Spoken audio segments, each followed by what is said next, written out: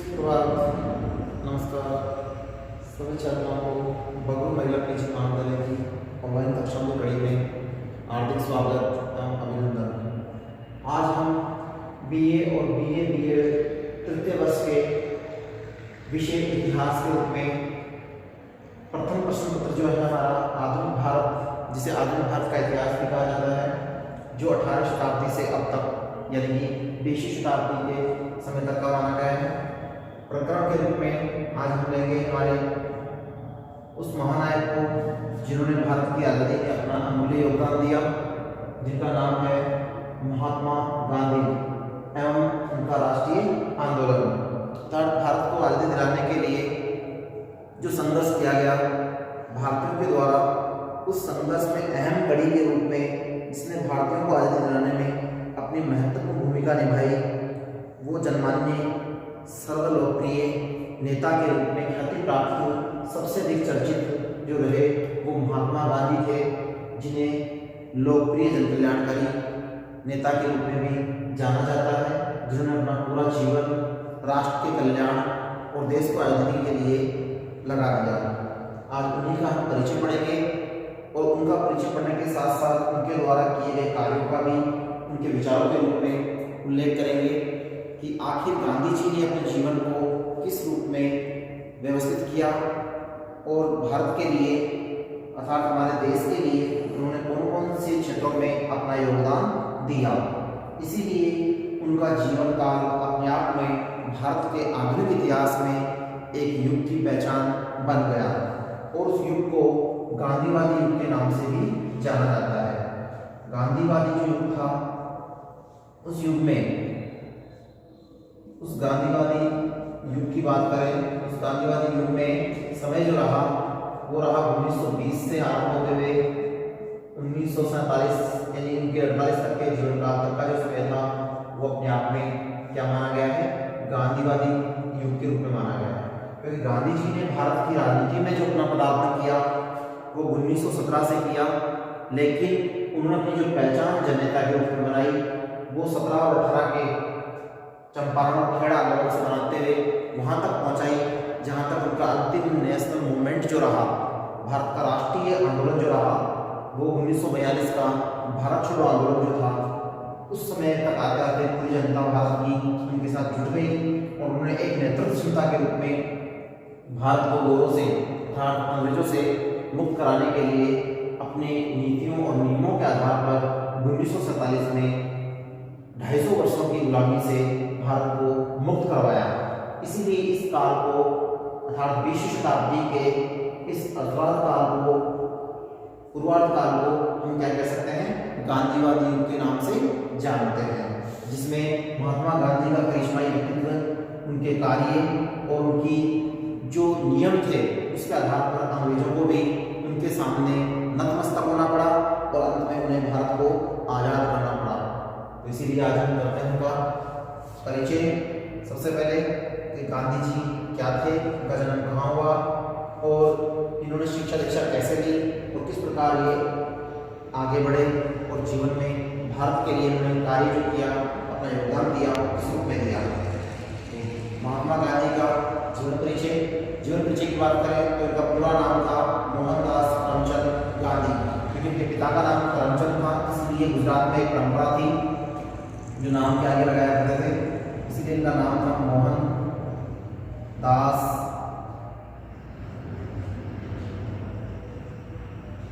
करमचंद गांधी। याद रहे, पूरा नाम मोहनदास करमचंद गांधी था और इनका जन्म जो हुआ वो गुजरात में हुआ। कहाँ हुआ? गुजरात में जगह है जहां पर हुआ इनका जन्म, वो है गुजरात के पोरबंदर नामक स्थान पर काठियावाड़ नामक ग्राम में वैश्य परिवार में 2 अक्टूबर 1869 यानी कि ये याद है आपको, उनका जन्म जो रहा वो समय रहा 1869 ईस्वी, ठीक है, और टाइम जो रहा 2 अक्टूबर 1869 में उनका जन्म हुआ गुजरात के पोरबंदर में काठियावाड़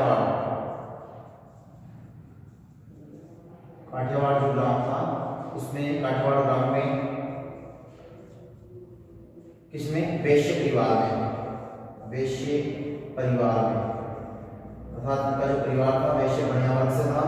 इनका जन्म जो हुआ वैश्य परिवार में हुआ। गुजरात के पोरबंदर के काठियावाड़ ग्राम में वैश्य परिवार में 2 अक्टूबर 1869 को महात्मा गांधी का जन्म हुआ। इनके पिता का नाम करमचंद गांधी था। जैसा कि मैंने बताया कि गुजरात में एक परंपरा थी, नाम के आगे पिता का नाम भी लगाया जाता था। तो नाम था मोहनदास, पिता का नाम था करमचंद, इसलिए पिता का नाम भी इनके नाम के साथ था। उनका सरनेम गांधी भाई जो वैश्य परिवार से बिलोंग करते थे, इसलिए पूरा नाम हुआ मोहनदास करमचंद गांधी। ठीक है। जो राजकोट रियासत के क्या थे? दीवान। उनके पिता जो थे करमचंद गांधी, वो क्या थे? राजकोट रियासत के क्या थे? दीवान। उनकी माता का नाम पुतलीबाई, जो अत्यंत धार्मिक प्रवृत्ति की थी। पिता का नाम करमचंद, अर्थात पिता जो थे वो करमचंद हो गए। माता जो थी उनका नाम क्या था? पुतलीबाई। तो याद रहे, पुतलीबाई एक धार्मिक प्रवृत्ति की महिला थी, धर्मपरायण स्त्री थी, इसीलिए वह आए दिन कोई ना कोई व्रत रखा करती थी और ईश्वर और बुद्धि में विश्वास करते हुए जीवन का सार्वजनिक निर्वहन किया करती थी। इसलिए पुतलीबाई अत्यंत धार्मिक प्रवृत्ति की महिला का उनके जीवन पर सबसे अधिक गहरा प्रभाव पड़ा। कई बार पूछ भी लिया जाता है कि महात्मा गांधी के जीवन पर सबसे ज्यादा गहरा प्रभाव किनका पड़ा? तो आप बता सकते हैं उत्तर कि पुतलीबाई जो उनकी माता थी, उन माता का उनके जीवन पर बहुत गहरा प्रभाव पड़ा, क्योंकि वो धार्मिक प्रवृत्ति की महिला थी और उसके विचारों से गांधी जी भली भांति सहज भाव से उन्होंने उनको स्वीकार किया। 13 वर्ष की आयु में उनका विवाह कस्तूरबा नामक सुशील कन्या से कर दिया गया। तो 13 वर्ष की आयु तक होने के बाद इनका जो विवाह हुआ 13 वर्ष की आयु में किसके साथ हुआ? विवाह, हालांकि बाल विवाह था लेकिन विवाह किसके समय हुआ? 13 वर्ष की आयु में, जिससे हुआ कस्तूरबा गांधी से। कस्तूरबा गांधी जो थी, अर्थात कस्तूरबा के साथ उनका विवाह हुआ। सरनेम अपने आप ही गांधी लग गया, इसलिए कस्तूरबा गांधी के साथ उनका विवाह हुआ 13 वर्ष की आयु में।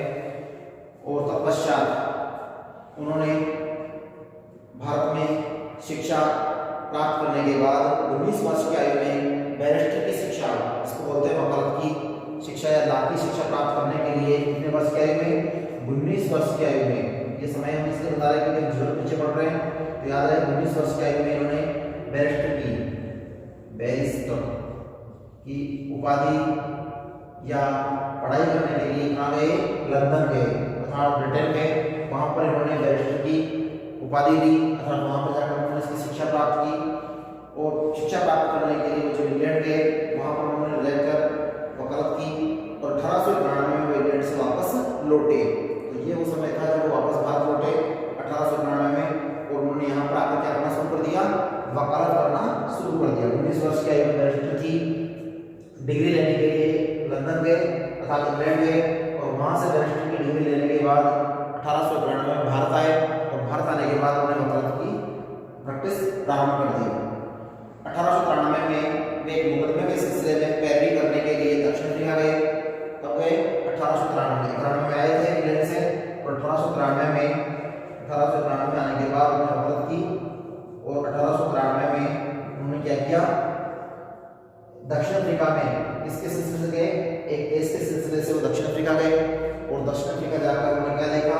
वहाँ पर प्रवासी भारतीयों के साथ बरते जाने वाले व्यवहार को देखकर, क्योंकि वहाँ पर जो प्रवासी भारतीय थे उनके साथ वहाँ पर अंग्रेजों ने जो नीति अपनाई थी, उस नीति का नाम था रंग भेद की नीति।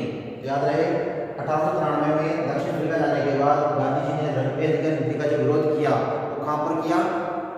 दक्षिण अफ्रीका में, जिसे काले और गोरे की नीति के नाम से भी जानते हैं, और इसे रंगभेद की नीति के नाम से भी पुकारा जाता है। इस नीति का उन्होंने विरोध किया और 20 वर्षों तक लगातार अहिंसात्मक रूप से, ये भी याद रहे कि किसके पुजारी थे? अहिंसा के। एक तो थी हिंसा, और उसके आगे अगर ऐसा लग जाए तो रात और दिन का परिवर्तन होता है। उसी प्रकार यहाँ पर अहिंसा जो शब्द था वो अपने आप में वो शब्द था जिसमें चींटी को मारना भी पाप माना जाता था। तो गांधी जी इसके समर्थक थे, इसके पुजारी थे, इसलिए उन्होंने अहिंसा को सहारा लिया, क्योंकि जैन धर्म से वो काफी प्रभावित थे।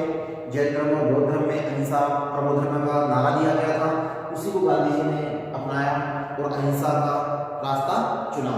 और उन्होंने रंगभेद की नीति का अहिंसात्मक तरीके से विरोध करते हुए किया, जहां उन्हें अनेक कठिनाइयों का सामना करना पड़ा और अंत में इन्होंने अपने निस्संदेह सामान्य स्वभाव से बिना किसी स्वार्थ के, बिना किसी लोभ लालच के इस महान संघर्ष में अपनी अहम भूमिका निभाई, जिसे हम ये कह सकते हैं कि उन्होंने यहाँ से रंगभेद की नीति के विरोध के रूप में सत्याग्रह की शुरुआत की। क्योंकि अहिंसा के साथ साथ जो रास्ता अपनाया दूसरा वो था सत्य, अर्थात सत्य के आधार पर उन्होंने अहिंसात्मक तरीका अपनाया कि जो बात रखनी है अपनी वो किस आधार पर होनी चाहिए, सत्यता के आधार पर होनी चाहिए। इसलिए उन्होंने सत्यता को अपना आधार मानते हुए अहिंसा को भी उसमें अपना महत्वपूर्ण आधार दिया और सत्य और अहिंसा के आधार पर उन्होंने दक्षिण अफ्रीका में इस नीति का विरोध किया, जिसको क्या कहते हैं, काले घोड़े की या रंगभेद की नीति के नाम से जाना जाता है। और कब गए? 1893 में। इसलिए गए, एक मुकदमे के सिलसिले, कंपनी का मुकदमा था, उसके सिलसिले में जब ये वहाँ गए तब उन्हें इसकी वहाँ पर जानकारी मिली कि अंग्रेजों के द्वारा प्रवासी भारतीयों के साथ क्या किया जा रहा है, रंगभेद की नीति का पालन किया जा रहा है। ये कह सकते हैं घोड़े और काले के आधार पर भेदभाव किया जा रहा है। ठीक है, अब लेते हैं हम आगे।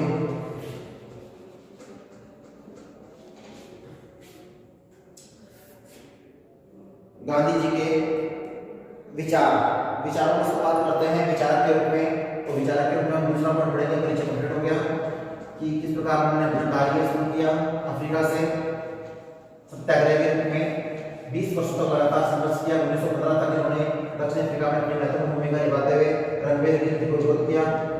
और अब उनका आता है गांधी जी का एक विचारक के रूप में योगदान कि महात्मा गांधी ने एक महान विचारक के रूप में अपनी भूमिका कैसे निभाई। तो देखिए, गांधी जी के विचारों की बात करें तो गांधी जी पूरे विचारों के थे, उदारवादी थे। इसीलिए उन्होंने अपने विचार जो दिए वो इस प्रकार दिए कि गांधी जी ने अपना जीवन में व्यापक दृष्टिकोण अपनाने के साथ साथ दार्शनिकता के आधार पर भारतीय जीवन के प्रत्येक पक्ष में, यानी कोई ऐसा क्षेत्र नहीं छोड़ा जिसमें गांधी जी के विचारों का प्रभाव न पड़ा हो। अर्थात गांधी जी के जो विचार थे वो दार्शनिकता के साथ साथ क्या थे, व्यवहारिक एवं उदारवादी विचार थे। कौन से थे? उदारवादी विचार थे इनके। इसीलिए इन्हें अपने आप में प्रैक्टिकली, जिसको कह सकते हैं वास्तविकता के आधार पर रहकर कार्य करने वाला व्यक्ति माना गया, क्योंकि उन्होंने दार्शनिकता के आधार पर व्यवहारिक और उदारवादी विचारों का पालन किया तथा उनको अपनाया। और उसी के साथ साथ मानव के प्रत्येक जीवन में प्रभाव डालने वाले सभी विचारों को उन्होंने इसमें शामिल किया। जैसे उनके विचारों की बात करें तो उनके विचार किस किस क्षेत्र में थे, इन सभी क्षेत्रों में नीचे पॉइंट लिखे हैं, क्योंकि अगला पॉइंट जो है वो गांधी जी के विचारों को इंगित करता है। जैसे गांधी जी के विचार जो रहे वो किस किस क्षेत्र में रहे, राजनीतिक क्षेत्र में रहे, सामाजिक क्षेत्र में रहे, आर्थिक क्षेत्र में रहे, शिक्षा संबंधी विचार तो बहुत ही गहरे और प्रभावपूर्ण थे, जिसको हम विस्तार से इसमें देखेंगे। साथ ही साथ गांधी जी का मानवीय दृष्टिकोण जो था वो भी बड़ा आध्यात्मिक था, इसलिए ये भी अपने आप में महत्वपूर्ण है। इसलिए गांधी जी के पांचों जो विचार है वो अपने आप में गांधी जी के इस रूप को दर्शाते हैं कि वो एक क्या थे, महान विचार के रूप में ख्याति प्राप्त जनप्रिय नेता के रूप में थे, क्योंकि उन्होंने अपनी महान विचारधारा के आधार पर इन सभी क्षेत्रों में कुछ न कुछ देन दी है, जिसको आज भी हम अपनाते हैं। अर्थात उन्होंने राजनीतिक विचारों को उस रूप में इंगित किया जो आध्यात्मिकता के रूप में लेते हुए धर्म को आधार मानते हुए, इसी प्रकार समाज में बुराइयों को दूर करने के लिए सामाजिकता के विचारों में शुद्धिकरण पर बल दिया। आर्थिकता के क्षेत्र में लघु, कुटीर और ग्राम उद्योग धंधों को विकसित करने के लिए विचार दिए। शिक्षा में बुनियादी शिक्षा के रूप में अपनी पहचान बनाई, जो कि मूलभूत शिक्षा का ढांचा माना जाता है। और उसी के साथ साथ गांधी जी ने मानवीय दृष्टिकोण में 5 चीजों को अपनाया। मानवीय दृष्टिकोण में किन चीजों को अपनाया? 5, जिसमें सबसे पहले आएगा सत्य, दूसरा अहिंसा,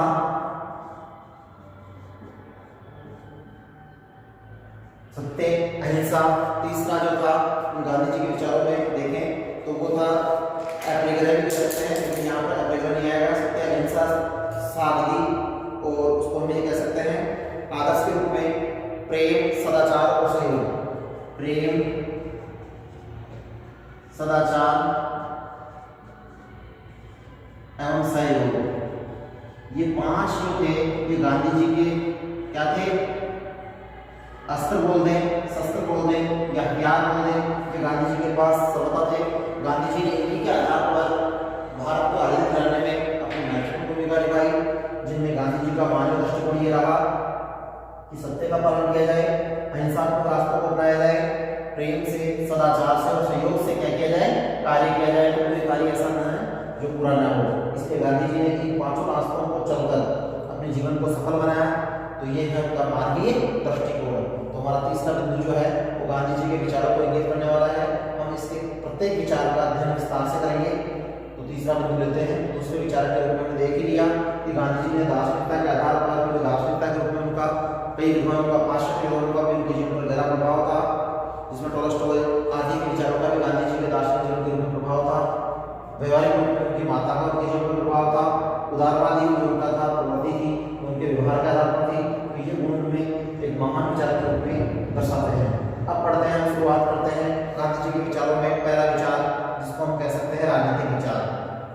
गांधी जी के राजनीतिक विचारों की बात करें तो गांधी जी ने राजनीतिक विचार के रूप में जो सिद्धांत दिए वो इस रूप में दिए कि गांधी जी ने राजनीति को आध्यात्मिकता के रूप में अपनाने पर बल दिया तथा राजनीति के क्षेत्र में महात्मा गांधी की सबसे महान देन राजनीति का आध्यात्मिकरण माना जाता है। क्या माना जाता है? गांधी जी ने राजनीति को क्या बनाया? आध्यात्मिकता पर आधारित बनाया। आध्यात्मिकता को क्या बनाया? आधारित बनाया। याद रहे कि उन्होंने, गांधी जी ने राजनीति को आध्यात्मिकता के आधार पर अपनाते हुए बल दिया और उन्होंने जो कार्य कहे उनके अनुसार मनुष्य को अपने अपने उद्देश्यों की सिद्धि के लिए राजनीति को धर्म से जोड़कर तथा धर्म के आधार पर सत्य, अहिंसा, नैतिकता, मानवता, त्याग, प्रेम और कष्ट सहन करते हुए अपने आप में क्या रखते हुए, आत्मविश्वास रखते हुए सहयोग के आधार पर पूरे कार्य करने चाहिए। उन्होंने कहा था कि मेरे लिए धर्म के बिना राजनीति बेकार है। ये गांधी जी का वाक्यांश है।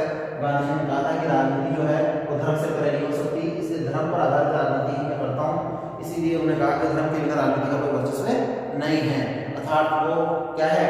धर्महीन राजनीति मृत पास के समान मानी गई है। ये किनके विचार थे? महात्मा गांधी के। कैसे विचार थे? राजनीतिक विचार। और राजनीतिक विचार में उन्होंने राजनीति क्या बताया कि धर्महीन राजनीति जो है मृत पास के समान मानी गई है। अर्थात उन्होंने धर्म में तथा राजनीति में धर्म को आधार दिया। उसी के साथ साथ उनका कहना था कि धर्म किसी भी पुस्तक या पूजा के रूप में न होकर कर्म के सिद्धांत पर होना चाहिए और न्याय की भावना से नैतिकता का पालन करते हुए धर्म को अपनाना चाहिए। न्याय की भावना से नैतिकता का पालन करते हुए क्या करना चाहिए? धर्म का अनुसरण करना चाहिए। इसमें बताया उन्होंने अपने राजनीतिक विचारों में उल्लेखित किया। गांधी जी ने साध्य की प्राप्ति के लिए साधन को पवित्र होना अधिक बल दिया। कहा कि अगर साधन पवित्र होंगे तो साध्य हमारा अपने आप ही क्या होगा? पवित्र होगा। अर्थात लक्ष्य को प्राप्त करने के लिए जो तरीका हम काम में ले रहे हैं वो तरीके क्या होने चाहिए? शुद्ध होने चाहिए। अगर साधन शुद्ध है तो साध्य अपने आप ही क्या होगा? शुद्ध होगा अर्थात पवित्र होगा। तो गांधी जी ने साधन और साध्य की भी अपने आप में व्याख्या की है कि साधन और साध्य दोनों एक दूसरे के विचारक है।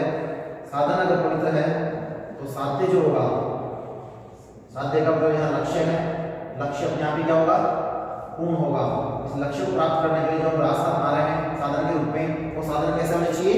पवित्र होने चाहिए। साध्य और साधन के लिए उन्होंने पवित्रता को बल दिया।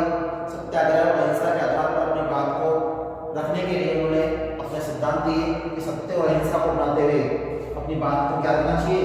सामने रखनी चाहिए, जिसके आधार पर अपनी बात को सुना जा सके। इसी के साथ साथ उन्होंने अंग्रेजों के सामने भी सत्य और अहिंसा के आधार पर सत्याग्रह करते हुए अपनी बातों को रखा। अर्थात सत्याग्रह का तात्पर्य संस्कृत भाषा के शब्द से लिया गया, इसमें सत्य के आधार पर क्या करना है? आग्रह करना। तो गांधी जी का जो था एक वाक्यांश जो अफ्रीका में भी काम आया था वो था सत्याग्रह। सत्याग्रह का मतलब है, संधिक्षेप करते हैं इसको क्योंकि संधिग्रह संस्कृत का शब्द है, तो इसका तात्पर्य सत्य के आधार पर, सत्य के आधार पर क्या करना? आग्रह, निवेदन करना। अर्थात निवेदन करना भी कह सकते हैं इसको कि अपनी बात को रखना या अगले बंदे से क्या करना? निवेदन करना। तो गांधी जी क्या करते थे? सत्य का मार्ग चुनते हुए उसके आधार पर आग्रह क्या करते थे? इसलिए सत्याग्रह जो था उनका विशेष रूप से आंदोलन भी चला था, जिसको हम सवर्णीय आंदोलन के नाम से जानते हैं, जो आगे बढ़ेंगे हम। गांधी जी के मुख्य राष्ट्रीय आंदोलन में ये दूसरे नंबर का आंदोलन था जो सत्य के आधार पर चलाया गया था, इसलिए इसको सत्याग्रह कहते हैं। तो सत्य के आधार पर आगे दो शब्दों से मिलकर बना है, जिसका अर्थ है सत्य के लिए आग्रह करना। गांधी जी ने अहिंसात्मक तरीके से पुजारी के रूप में, क्योंकि गांधी जी अहिंसा के पुजारी थे, गांधी जी क्या थे?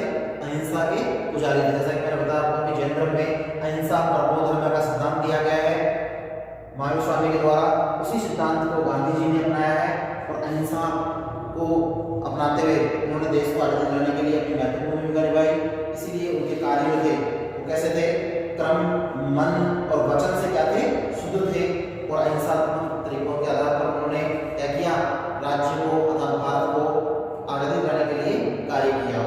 गांधी जी ने राज्यविहीन आदर्शहीन समाज की कल्पना भी की है। उन्होंने ये कहा कि राज्य होना चाहिए था, तो ना राज्यविहीन समाज की कल्पना करते हुए क्या कहा है कि राज्यविहीन आदर्श समाज की कल्पना की और कहा कि एक आदर्श समाज में सरकार, पुलिस और जेल और दंड की व्यवस्था की कोई आवश्यकता नहीं है, अर्थात ये ऐसी चीजें जरूरी नहीं है। अतः प्रत्येक व्यक्ति को अपने कर्तव्यों का क्या करना चाहिए? पालन करना चाहिए और स्वयं का शासन स्वयं पर होना चाहिए। अर्थात उन्होंने इसमें अनुशासन को भी उल्लेखित किया है। उन्होंने क्या कहा है? अनुशासन पर भी बल दिया है कि स्वयं का स्वयं पर शासन अपने आप में क्या है?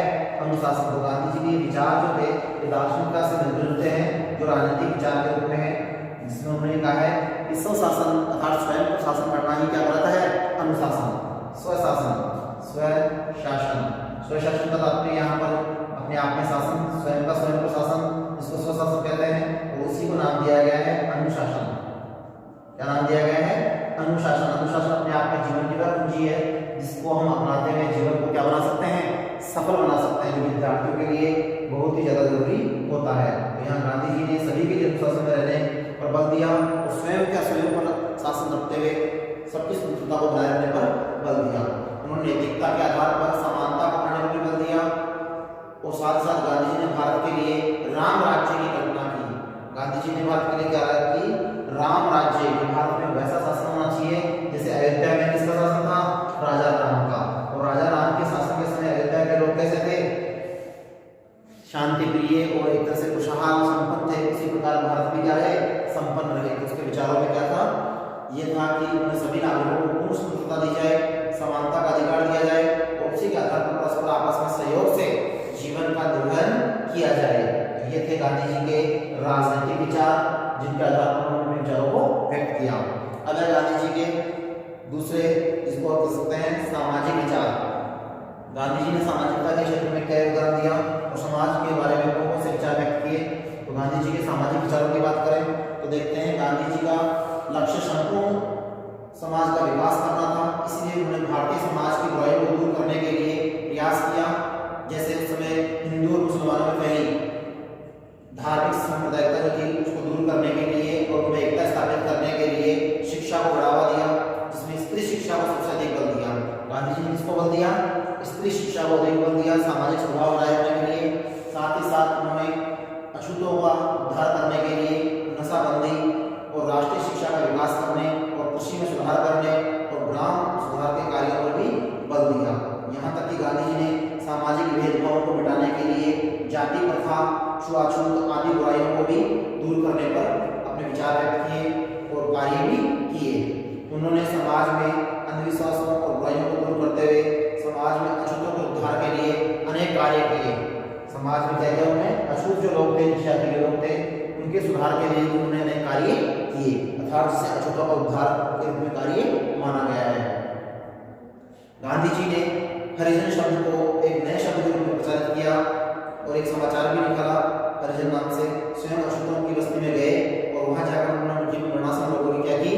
सेवा की। जैसे मदर टेरेसा ने गरीब लोगों की सेवा की, उसी प्रकार गांधी जी ने भी हरिजन समाचार पत्र में अछूतों के उद्धार के लिए कार्य किया और उसमें व्यक्तित्व किया। उसी के साथ साथ उन्होंने सार्वजनिक स्थानों को भी अछूतों के लिए खोल दिया।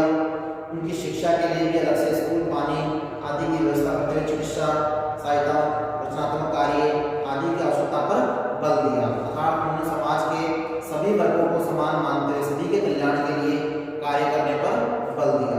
उन्होंने हिंदू मंदिरों को हरिजनों के लिए खोलने का आह्वान किया। समाज में नारी की स्थिति में सुधार करने के लिए गांधी जी ने स्त्री शिक्षा को समानता के आधार पर बल देने पर कार्य किया। साथ ही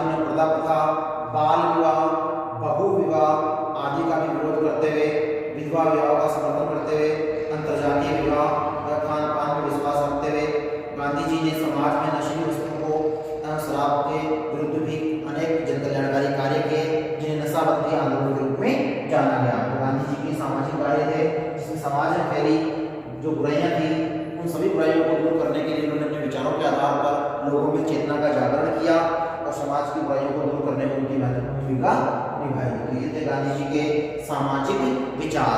अब पढ़ते हैं गांधी जी के नंबर 3 तीसरे विचार, जिनको हम कह सकते हैं आर्थिक विचार, जो कि मुख्यतः अर्थव्यवस्था से संबंधित थे, उद्योग से संबंधित थे, जीवन के निर्वहन से संबंधित थे। उन्होंने आर्थिक विचार के आधार पर तिलक की तरह ही गांधी जी ने उस समय प्रचलित शिक्षा का विरोध किया, क्योंकि उस समय अंग्रेजी शिक्षा का प्रभाव भारत में ज्यादा था, जिसे पाश्चात्य शिक्षा के नाम से जाना जाता था। इसलिए गांधी जी ने व्यवहारिक शिक्षा पर बल दिया और व्यवहारिक दृष्टिकोण के आधार पर उन्होंने भारतीयों को जो कलर बढ़ने की शिक्षा अंग्रेजों के द्वारा दी जाती थी उसका घोर निंदा की। और गांधी जी ने शिक्षा में क्रांतिकारी योजना प्रस्तुत करते हुए प्राथमिक शिक्षा के सुधार के लिए बुनियादी शिक्षा को योजना के रूप में आरंभ किया गया। हम शिक्षा संबंधी सुधार में पढ़ेंगे कि गांधी जी ने शिक्षा में सुधार करने के लिए जो कार्य किया, जो सुझाव दिए, उसमें बुनियादी शिक्षा को महत्वपूर्ण आधार दिया। उसी के साथ साथ गांधी जी ने उद्योग धंधों के रूप में आर्थिक विचार जो दिए वो इस रूप में दिए कि उन्हें अर्थव्यवस्था में सुधार के लिए छोटे, जिसे कुटीर उद्योग कहते हैं, उनको अपनाने पर बल दिया। पूंजीपतियों का उन्होंने विरोध किया और उन्होंने संपत्ति जिनके पास अधिक थी उसे ट्रस्टी के रूप में मानकर जन कल्याण पर खर्च करने पर भी उन्होंने बल दिया। गांधी जी ने बड़े उद्योग के स्थान पर छोटे, लघु और कुटीर उद्योगों को अपनाने पर बल दिया। तो ये गांधी जी की विचारधारा थी कि पूंजीपति जो है वो पूंजी का संग्रह करते हैं और वो किसी के काम नहीं आती है। अर्थात 5% लोगों के पास कितनी पूंजी, 75% पूंजी होती है और 75% लोगों के पास कितनी, 5% पूंजी होती है। तो ये अपने आप में अनुचित है, गलत है। इसलिए उन्होंने उसको उल्टा करते हुए ये कहा कि ट्रस्टीशिप का सिद्धांत माना जाना चाहिए और जिसमें पूंजीपतियों के पैसे को किस पर खर्च करना चाहिए, जन कल्याण पर खर्च करना चाहिए। उसी के साथ साथ लघु कुटीर उद्योगों को बढ़ावा देना चाहिए, जिससे लोगों में आत्मविश्वास बढ़ सके, अपने स्वयं के उद्योग को विकसित करते हुए लोगों को रोजगार दे सके और लोकतांत्रिक विकेंद्रीकरण के आधार पर अर्थव्यवस्था बनाने पर बल दिया। ये भी उनका एक महत्वपूर्ण कार्य है कि उन्होंने लोकतांत्रिक विकेंद्रीकरण को आधार दिया और उसी के आधार पर वित्तीय व्यवस्था का संचार करने के लिए जन कल्याण को आधार मानकर गाँवों को स्वावलंबी बनाने के लिए वहाँ पर रोजगार खोलने के अवसर दिए जाने चाहिए। उनका विश्वास था कि आर्थिक दृष्टि से गाँवों का शासन गाँव में रहता है, इसीलिए स्थानीय शासन जो है, जिसे ग्रामीण स्वशासन कहते हैं, उस पर अधिक बल देना चाहिए और ग्रामीण शासन के आधार पर गाँवों के लोगों को ही गाँव की योजना बनाने पर ध्यान देना चाहिए। इसमें गाँव का विकास तभी संभव हो पाएगा जब वहाँ के स्थानीय नागरिकों के द्वारा गाँव के विकास में अपनी महत्वपूर्ण भूमिका निभाई जाएगी। इसीलिए उन्होंने स्थानीय व्यक्तियों के द्वारा शासन का संचालन करने और साथ ही साथ ग्रामीण क्षेत्र के लोगों के लिए खादी, चरखा और भी कई प्रकार के सूत काटने आदि से संबंधित कार्य करने पर बल दिया। तो ये थे गांधी जी के आर्थिक विचार, अर्थात ग्रामीण अर्थव्यवस्था पर उन्होंने महत्वपूर्ण आधार दिया। ग्राम की अर्थव्यवस्था के आधार पर उन्होंने जीवन को सरल बनाने के लिए ग्राम व्यवस्था, जिसको हम कह सकते हैं कि गाँवों से अपने विकास की शुरुआत पर बल दिया कि गाँवों से आत्मनिर्भर होंगे तो अपने आप ही स्वाभाविक रूप से शहर जो होंगे वो विकसित होंगे और राष्ट्र का परिपूर्ण रूप से विकास होगा। तो ये थे गांधी जी के आर्थिक विचार, जिनको हम अर्थव्यवस्था में सुधार के लिए परिपूर्ण रूप से समर्थन करते हैं। उसके बाद है नंबर 4 गांधी जी के शिक्षा संबंधी विचार। ये महत्वपूर्ण है।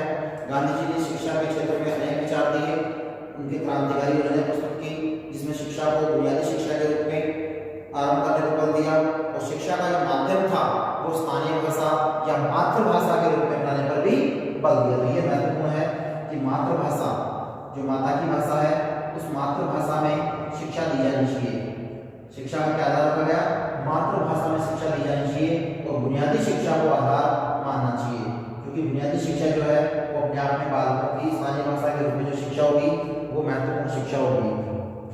उसी के साथ साथ उन्होंने बुनियादी शिक्षा की कुछ विशेषताएं बताई है, जिसके आधार पर नागरिक जो होंगे वो स्वावलंबी बनेंगे, शारीरिक और मानसिक उनका विकास होगा और आध्यात्मिकता की ओर वो बढ़ेंगे। जैसे प्राथमिक शिक्षा की अवधि 6 वर्ष होनी चाहिए, शिक्षा में अंग्रेजी शिक्षा को छोड़कर मैट्रिक स्तर तक की समान शिक्षा होनी चाहिए पाठ्यक्रम आधारित। इसी के साथ साथ तीसरा, शिक्षा में शिक्षण की सुविधा को ध्यान में रखते हुए लड़के लड़कियों के लिए समान शिक्षा की व्यवस्था की जानी चाहिए, आजीविका चला सके, ऐसी रोजगार पर शिक्षा को आधार दिया जाना चाहिए। ये शिक्षा की विशेषताएं हैं जिसमें बुनियादी शिक्षा में बताया गया कि शिक्षा ऐसी दी जानी चाहिए जिससे रोजगार को मिल सके, न कि सैद्धांतिक शिक्षा ली जाए, बल्कि उनको क्या ली जाए, व्यवहारिक शिक्षा, औद्योगिक शिक्षा, तकनीकी शिक्षा दी जाए, जिससे वो अपना कार्य कर सके और जीवन का निर्भर हो सके।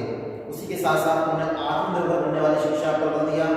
संभव हो सके तो ऐसी शिक्षण कला का विकास किया जाए जिससे भावी शिक्षा प्रदान करते हुए जीवन को जी सके, अर्थात जीवन को क्या कर सके, आजीविका के रूप में चला सके।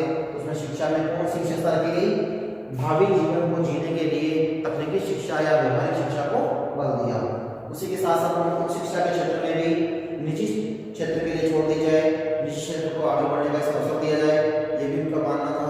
गांधी जी ने अखिल भारतीय राष्ट्रीय शिक्षा परिषद, जिसे क्या कहते हैं NCERT के सभापति के रूप में भी प्रतिनिधित्व करते हुए 2 अक्टूबर या ये कह सकते हैं अक्टूबर में 1936 में अलग प्रस्ताव पारित किए, जो उनके द्वारा भारत में शिक्षा में सुधार के सुझाव के रूप में माने जाते हैं। अक्टूबर 1936 याद रखें, अक्टूबर 1936 में उन्होंने शिक्षा में सुधार के लिए क्या दिए थे, सुझाव दिए थे। उन सुझावों को गांधी जी के शिक्षा में सुधारात्मक प्रयास से संबंधित सुझाव के रूप में माना जाता है। ये बिंदु भी हमें याद रखना है कि गांधी जी ने शिक्षा में सुधार के लिए क्या कार्य किया, किस रूप में किया। जैसे पहला, सारे देश में 7 वर्ष तक के बच्चों को निःशुल्क और अनिवार्य शिक्षा प्रदान की जाए। आज हमारे शिक्षा में सुधार के लिए योजनाएं बन रही है, शिक्षा नीतियां बन रही है, उसमें अब निःशुल्क शिक्षा का अधिनियम चल रहा है। ये गांधी जी ने उस समय ही बता दिया था कि भारत में भारतीय बच्चों को शिक्षा के लिए कितने वर्ष की आयु, 7 वर्ष की आयु तक निःशुल्क और अनिवार्य शिक्षा दी जाए। अब हमारे शिक्षा अधिनियम के आधार पर 14 वर्ष तक के बालकों के लिए व्यवस्था कर दी गई है। दूसरा, शिक्षा का माध्यम बच्चों की मातृभाषा हो, ये बिल्कुल सही है, क्योंकि मातृभाषा अपने आप में वो भाषा है जिसके आधार पर बालक जो है आसानी से शिक्षा ग्रहण कर सकता है। तो मातृभाषा जो है वो स्थानीय भाषा को कह सकते हैं, जहाँ बालक निवास करता है उसमें जो माँ के या परिवार के द्वारा जो भाषा बोली जाती है उसको वो जल्दी से सीखता है। तो मातृभाषा में शिक्षा दी जाए। शिक्षा में शारीरिक तथा उत्पादन कार्य व औद्योगिक शिक्षण को भी व्यवस्थित रूप से अपनाया जाए।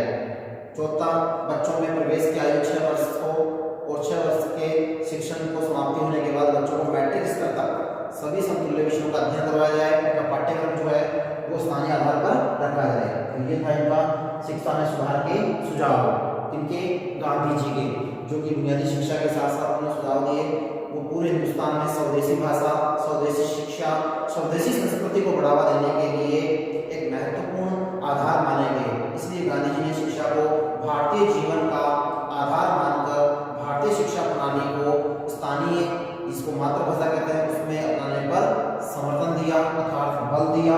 और इसलिए गांधी जी की शिक्षा जो है वो आज भी चर्चित है, जिसको हम बुनियादी शिक्षा के नाम से जानते हैं। ये थे गांधी जी के शिक्षा संबंधी विचार, जिसमें गांधी जी ने भारतीयों के लिए स्वदेशी, स्वभाषा, स्व संस्कृति और स्व शिक्षा को अपनाने पर बल दिया गया। ये थे गांधी जी के शिक्षा विचार। अब है 5वां, गांधी जी के मानवीय दृष्टिकोण। देखिए गांधी जी का मानव के प्रति क्या दृष्टिकोण था, किस रूप में था, वो 5 बिंदुओं से स्पष्ट झलकता है, दिखाई देता है कि गांधी जी सत्य के पुजारी थे, अहिंसा को अपनाते थे, प्रेम, सदाचार और सहयोग के रास्ते पर चलते हुए उन्होंने अपने जीवन का निर्वहन किया। अर्थात गांधी जी ने संपूर्ण मानवता के लिए जिन आदर्शों को अपनाया उनमें मानवीय दृष्टिकोण कहलाते हैं, जैसे सत्य, अहिंसा, प्रेम, सदाचार, सहयोग आदि। ये 5 गांधी जी के अस्त्र थे। इन्हीं के आधार पर गांधी जी ने आदर्श स्थापित करते हुए संपूर्ण मानवता को शांति का संदेश दिया। तो गांधी जी का शांति का संदेश जो मिलता है इन 5 बिंदुओं के आधार पर मिलता है, जो उनका मानवीय दृष्टिकोण कहलाता है। हमारा ये पॉइंट कंप्लीट है। बात करते हैं नंबर 4 की, गांधी जी के नेतृत्व में हुए राष्ट्रीय आंदोलन की शुरुआत। देखिए राष्ट्रीय आंदोलन 3 है महत्वपूर्ण, लेकिन शुरुआती बात करें तो शुरुआती तौर पर 2 आंदोलन है। पहला आंदोलन है कौन सा, जो यहाँ से पढ़ेंगे, लेकिन इससे पहले यहाँ आएगा, जिसको हम कहते हैं चंपारण आंदोलन। ये सबसे पहला गांधी जी का राजनीति में उतरने के समय का आंदोलन है, जिसको हम कहते हैं चंपारण आंदोलन। और ये गांधी जी ने कब शुरुआत की, 1917 में। गांधी जी राष्ट्रीय आंदोलन का नेतृत्व करने के लिए 1915 से जब दक्षिण अफ्रीका से भारत लौटे, तब यहाँ आने के बाद 1917 में सत्याग्रह के माध्यम से जनता को जागरूक करने का कार्य किया। अर्थात शुरुआत उन्होंने 1917 से की। बिहार में चंपारण जो जगह है वहाँ पर नील की खेती के विरुद्ध उन्होंने वहाँ के किसानों को एकजुट किया और उसी के साथ उनका ये पहला आंदोलन शुरू हो गया और यहीं से वे जनप्रिय नेता बन गए। तो पहला आंदोलन जो था उनका चंपारण आंदोलन जो बिहार में है और 1917 में इसको उन्होंने नेतृत्व दिया। और उसके बाद दूसरा आंदोलन उनका खेड़ा आंदोलन जो गुजरात में है और 1918 में वहाँ पर मिल की मजदूर जो थे उनकी मांगों के समर्थन में उन्होंने क्या किया, आमरण अनशन किया, यानी कि भूख हड़ताल के रूप में उन्होंने आमरण अनशन किया। तो वहीं से उनकी पहचान जो है जनप्रिय नेता के रूप में बनी। इसलिए ये दोनों आंदोलन के प्रारंभिक या शुरुआती आंदोलन के रूप में जाने जाते हैं। तो 1917 और 18 के हैं क्या क्या, पहला चंपारण आंदोलन जो बिहार में है, दूसरा खेड़ा आंदोलन जो गुजरात में है, ये कर के विरोध में था और ये नील की खेती जो की जाती थी दबावपूर्ण किसानों से करवाई जाती थी, उसके विरोध में बिहार में चंपारण आंदोलन चलाया गया वहाँ के किसानों के द्वारा और गांधी जी ने वहाँ पर नेतृत्व दिया। इसी के साथ 1919 में रोलैंड एक्ट जब भारत में लागू हुआ, उसके विरोध के लिए गांधी जी ने अपने आप में भूमिका निभाई, सक्रिय भूमिका निभाई। इसलिए रोलैंड एक्ट जो था एक तरह से काला कानून था जो न्यायाधीशों के आधारित था, क्योंकि ये प्रथम विश्व युद्ध के दौरान भारतीयों को क्रांतिकारियों के विरोध को दबाने के लिए सरकार ने भारत रक्षा अधिनियम के आधार पर यहाँ पर 1818 में रोलैंड जो न्यायाधीश था उसकी अध्यक्षता में एक समिति का गठन किया गया और 1919 में फरवरी में इसे पारित किया गया और मार्च 1919 में इसे लागू किया गया और 6 अप्रैल 1919 को पूरे देश में इसके विरोध में हड़तालें की गई, जगह जगह जुलूस निकाले गए और अमृतसर जो पंजाब में है वहाँ पर रैलियां निकाली गई। उसी समय के दौरान माना जाता है कि 9 अप्रैल को अमृतसर में लोकप्रिय नेता डॉक्टर सत्यपाल चारू को गिरफ्तार कर लिया गया और उसी के अगले दिन जनरल डायर ने वहाँ पर उपद्रवियों को नियंत्रण करने के लिए अमृतसर पहुंचा और 13 अप्रैल, याद रहे रोलैंड एक्ट का विरोध 13 अप्रैल को विशेष रूप से है क्योंकि 13 अप्रैल को एक घटना घटी जिसे जलियांवाला बाग हत्याकांड कहते हैं। 1919 का समय था, 13 अप्रैल का दिन था और उस दिन जलियांवाला बाग जैसे जयपुर में रामबाग है, इसी प्रकार पंजाब में जलियांवाला बाग जो था अमृतसर में, वहाँ पर एक आम सभा बुलाई गई थी। इसके विरोध में, रोलैंड एक्ट के विरोध में। तभी वहाँ पर डायर ने बिना किसी सूचना के हो रही आम सभा पर अंधाधुंध गोलियां चलाना शुरू कर दिया, जिसमें सैकड़ों लोग मारे गए, हजारों लोग घायल हुए और इसी घटना को गांधी जी ने जलियांवाला बाग हत्याकांड के नाम से इंगित किया। इसीलिए ये अपने आप में वो घटना थी जिसका गांधी जी ने विरोध किया और अपनी उपाधियां अंग्रेजों की जो दी हुई उपाधियां थी उन्हें वापस लौटा दिया और भारतीय एकजुट होकर अंग्रेजों के विरुद्ध नारे लगाने लगे और ये आंदोलन क्या कहलाया, रोलैंड एक्ट के विरोध में जलियांवाला बाग हत्याकांड की घटना के आधार पर 1919 की महत्वपूर्ण घटना बन गई। और उसी के बाद 1920 में वापस से हिंदू मुसलमान एकजुट हो गए और एक खिलाफत आंदोलन चलाया जिसके आधार पर टर्की के खलीफा जो हुआ करता उसको विश्व के सभी मुसलमानों का गुरु माना जाता था अर्थात धर्म गुरु के रूप में माना जाता था। उसके पद को समाप्त करने के लिए अंग्रेजों ने कार्य किया, इसीलिए मुसलमानों ने एकजुट होकर हिंदुओं का साथ लेते हुए और गांधी जी ने भी उसमें साथ दिया और खिलाफत आंदोलन के आधार पर 24 नवंबर 1919 को दिल्ली में खिलाफत सम्मेलन की शुरुआत की, जिसमें हिंदू मुस्लिम एकता का सामूहिक मिशन देखने को मिला और इसी में गांधी जी ने अपना महत्वपूर्ण योगदान देते हुए 20 मई 1920 को खिलाफत आंदोलन ने चंद समय पर जोर पकड़ लिया और जगह जगह हिंदू मुसलमानों ने मिलकर अंग्रेजों का घोर विरोध किया और इसी को क्या नाम दिया गया, खिलाफत आंदोलन के नाम से जाना गया। तो ये मई में हुआ था और कब हुआ था, 1920 में। तो ये 1920 की घटना है खिलाफत आंदोलन के रूप में। अब है अगला हमारा पॉइंट 5वां। चौथा पॉइंट हो गया राष्ट्र आंदोलन के शुरुआती आंदोलन जिसमें चंपारण और खेड़ा है और उसी के आगे बढ़ते क्रम में रोलैंड एक्ट, उसके विरोध में जलियांवाला बाग हत्याकांड 1919 और उसी के आगे गांधी जी का खिलाफत आंदोलन जो 1920 में रहा। और अब है गांधी जी के प्रमुख राष्ट्रीय आंदोलन जो 3 हैं जो ऊपर लिखे हैं। ये अपने आप में महत्वपूर्ण है कि गांधी जी ने भारत को आज़ादी दिलाने के लिए जो नेशनल मूवमेंट चलाए, राष्ट्रीय आंदोलन चलाए, वो मुख्यतः 3 थे। इसलिए गांधी जी को इस काल के अनुसार गांधीवादी युग के नाम से संज्ञा दी जाती है। गांधीवादी युग जो आरंभ हुआ 1920 से आरंभ हुआ और जहाँ तक हमें आज़ादी मिली वहाँ तक का पूरा युग जो था गांधी जी का गांधीवादी युग के नाम से जाना जाता है। इसमें प्रमुख राष्ट्रीय आंदोलन 3 रहे, जिसमें पहला रहा असहयोग आंदोलन जो 1920 से आरंभ हुआ और 22 तक चला। ये गांधी जी का पहला सबसे बड़ा आंदोलन था। दूसरा सविनय अवज्ञा आंदोलन, ये गांधी जी का दूसरा आंदोलन था जो 1929 से 30 तक चला, जो नमक के विरोध में किया गया था।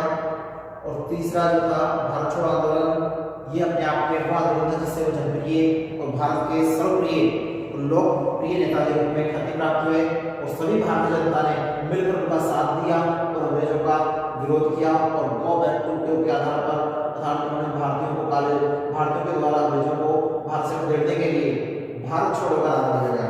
क्या नारा दिया गया? भारत छोड़ो का नारा दिया गया। किसको? अंग्रेजों को। इसीलिए इस आंदोलन का नाम क्या रहा? भारत छोड़ो आंदोलन के नाम से जाना गया, जो 1942 में हुआ और वहीं से अंग्रेज घबरा गए और बाद में 1947 में भारत को क्या कर दिया? आजाद कर दिया। तो ये था गांधी जी का राष्ट्रीय आंदोलन और गांधी जी की भारत के राष्ट्रीय आंदोलन में भूमिका। और ये समय था गांधीवादी युग का, जो 1920 से आरंभ होकर उनकी मृत्यु तक चला, जिसे 1948 का समय मानते हैं। इसलिए हम अगला लास्ट में पढ़ते हैं गांधी जी की मृत्यु या हत्या। गांधी जी की मृत्यु स्वाभाविक नहीं थी, उनकी हत्या की गई थी और वो किस रूप में की गई थी और किसके द्वारा की गई थी? माना जाता है कि स्वतंत्रता के पश्चात देश में अनेक स्थानों पर भयंकर सांप्रदायिक दंगे भड़के, क्योंकि 1947 में जब भारत को आज़ादी मिली तब 1947 में भारत दो टुकड़ों में बट गया, एक पाकिस्तान और एक हिंदुस्तान। इन दो भागों में बटने के कारण कुछ लोग कुपित थे, क्रोधित थे, इसीलिए उन्होंने उस समय दंगे फैलाए और सांप्रदायिकता के आधार पर हिंदू मुसलमानों में लड़ाई झगड़े चले। और उसी समय गांधी जी ने शांति और सद्भावना स्थापित करने का प्रयत्न किया। कलकत्ता आदि जगह का दौरा करते हुए लोगों को समझाने का प्रयास किया। सांप्रदायिक दंगों को मिटाने के लिए उन्होंने 72 घंटे का उपवास भी किया। और उसी समय जब वो दिल्ली पहुंचे और वहां पर 30 जनवरी 1948 को, अब 30 जनवरी याद रहे, 30 जनवरी 1948 को जब दिल्ली के बिरला मंदिर में एक आम सभा, जिसको हम कहते हैं प्रार्थना सभा, उसमें मंदिर में चल रही थी, उसमें वहाँ बैठे थे। उसी समय एक घोर कट्टर सांप्रदायिक व्यक्ति के द्वारा, जिसका नाम था नाथूराम गोडसे, क्या नाम था? नाथूराम गोडसे के द्वारा उन्हें गोली मारकर उनकी हत्या कर दी गई। और उसी से पूरे देश में शोक की लहर फैल गई और गांधी जी की मृत्यु जो हत्या है 30 जनवरी 1948 को हो गई। तो ये था गांधी जी के जीवन का सार, इसमें प्रत्येक क्षेत्र में उनका प्रभाव पड़ा और अंत में 1948 में उनकी मृत्यु हो गई, जो कि 1869 में जन्म हुआ और 1948 में उनकी मृत्यु हुई। तो ये जीवन परिचय के रूप में उनका उल्लेख है। अब पढ़ेंगे अगली क्लास में गांधी जी के तीनों आंदोलनों का विस्तार से वर्णन। ऐसे आंदोलन क्या था, सविनय आंदोलन क्या था और भारत छोड़ो आंदोलन क्या था, जिसमें उन्होंने गांधी जी ने भूमिका निभाई। ठीक है, आज के लिए इतना ही काफी है। धन्यवाद।